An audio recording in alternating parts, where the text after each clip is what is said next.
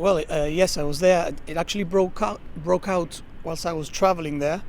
Rumours about it, and the actual official communication didn't come out till 1 in the morning that night. So I didn't really get a chance to feel the vibe until the next morning. We arrived there late at night.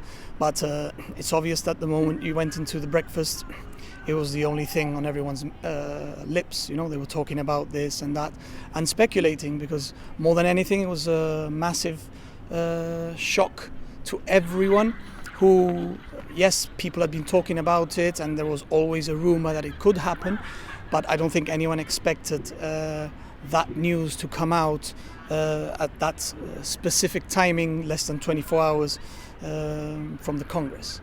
Now, this led to a unanimous declaration by all the member associations condemning the Super League. Can you tell us how this came about? We actually expected it because, like I say, I mean, the whole UEFA delegation, all the nations, the president, the executive committee are all sort of speaking together and in the same hotel, and you do have chats and talks with everyone. And from the onset, the message was clear that this was a complete attack on football as we know it. It would have massive effect from top to bottom, especially the little ones. So it was something that everyone had to stand together. So from the UEFA president's stance and the interviews he had given before the Congress, we already knew where we stood. So the GFA joining in that condemnation?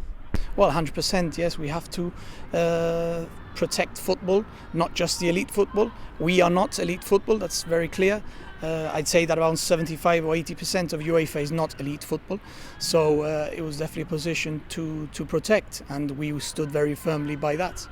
Now, you were chosen as one of 3 delegates who'd be verifying the minutes of the Congress. How was that for you? Yeah, that was obviously, they contacted me a week before the Congress to ask me if I was interested in doing this. I already have an active role within UEFA. I do work for them, so I know them quite well. And they approached me to do this, and they said, look, this is important for Gibraltar because usually it's something that's only done by the other 4 British associations to verify the English version of the minutes. So the fact that they're approaching Gibraltar for the first time is quite significant. Obviously, it turned out to be more important given that it was a historic Congress where the opening speeches were more important than ever. The UEFA president was very, very firm, followed by the FIFA president, who was also very firm, and those politicians from Switzerland also spoke, also very firm. So it was a very united front, and no doubt that these minutes will come down as part of history. So personally, it was a very proud moment for me to take part in this, and from Gibraltar's perspective, it's obviously a testament to the relationship between the Gibraltar FA and UEFA, and it sends the message that we've always given, that we're here to help, we're here to take part and contribute to European football, to UEFA, locally, everywhere. You know, we're part of the family, and the more of this that we can do, the better it is for Gibraltar and for football at home.